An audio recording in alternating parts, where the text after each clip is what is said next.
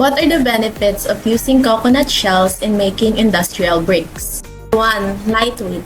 Compared to traditional bricks, CocoBrix are lighter, which can reduce transportation costs and make handling and construction easier. Affordable bricks. If coconut shell-based bricks are cost-effective and locally available, they can contribute to affordable housing solutions, especially to those regions where traditional building materials are expensive. Number 3. Employment opportunities. Utilizing coconut shells for industrial bricks can create job opportunities in areas where coconuts are abundant. This should involve in collecting, processing, and manufacturing these bricks, contributing to local economies. CocoBrix is capable of functioning just like the common bricks in the building industry. CocoBrix possesses a certain level of physical strength and durability that match the traditional construction materials. It also serves several functions and applications due to their versatile properties. It can be used as building for walls, insulation, even as a component in composite materials for construction purposes due to their insulation and structural properties. The CocoBrix is in a standard form of a brick. Here is an illustration version of CocoBrix. And then this is the finished product. It is compact, lightweight, and easy to use bricks.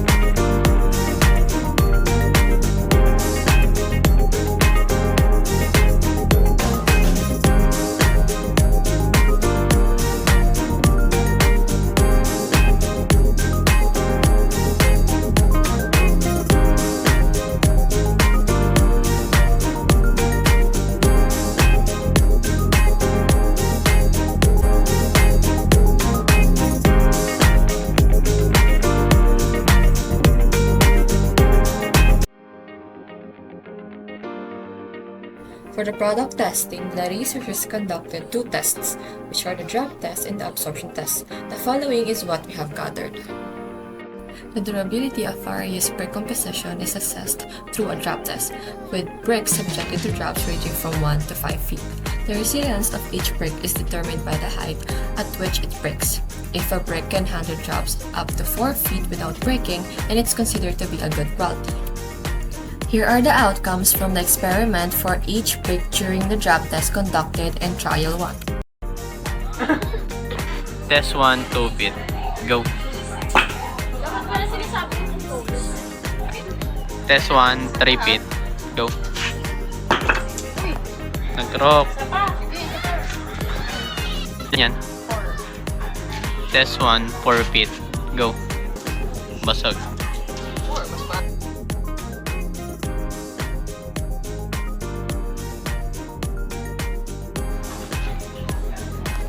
Test 1.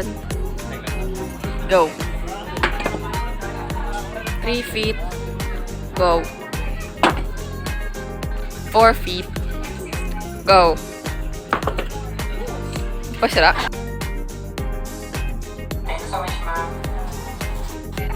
Go. 3 feet.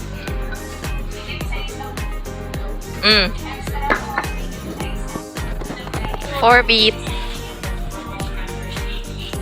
3, go. Whoa. 1. Test 1, 2 feet. Go. Oh.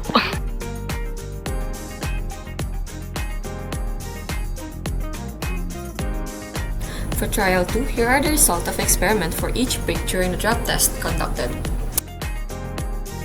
Test 2. Test 2, 2 feet. Go. Busog.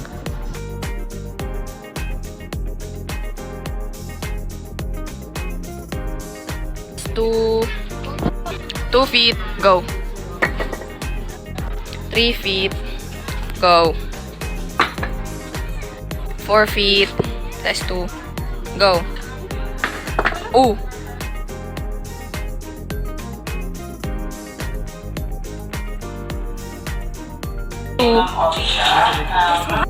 2 feet. 3. Okay. 3 feet. Go.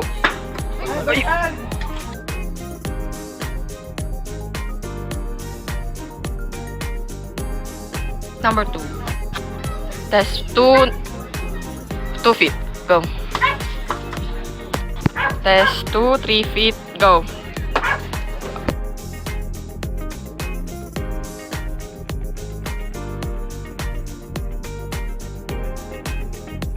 To assess water absorption, the bricks are first weighted when dry to determine the original weight.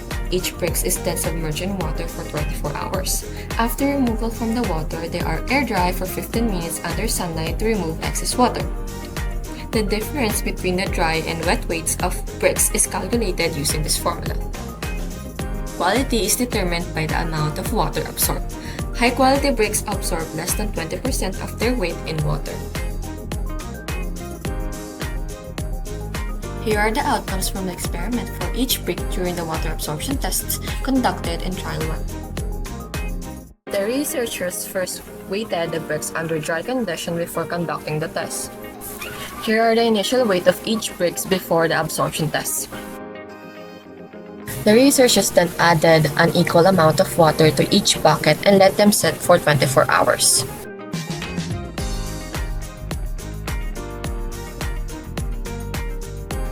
After immersing the bricks in water for 24 hours, they were left to dry in sunlight for 15 minutes.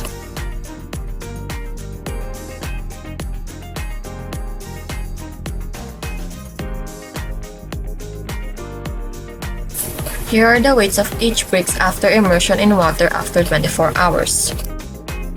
Here are the results from the experiment for each brick during the water absorption test conducted in trial 2.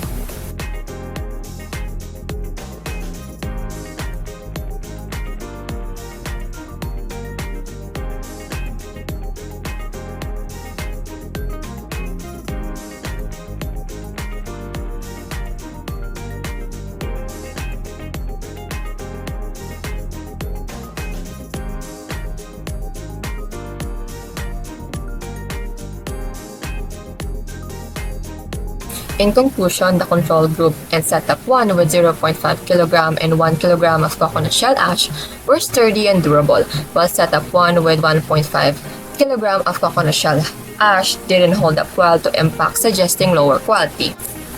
Evident among these, setup B2 with 0.5 kg of coconut shell ash stood out for its superior durability, beating the control group and other setups, indicating its better quality in staying intact after impact.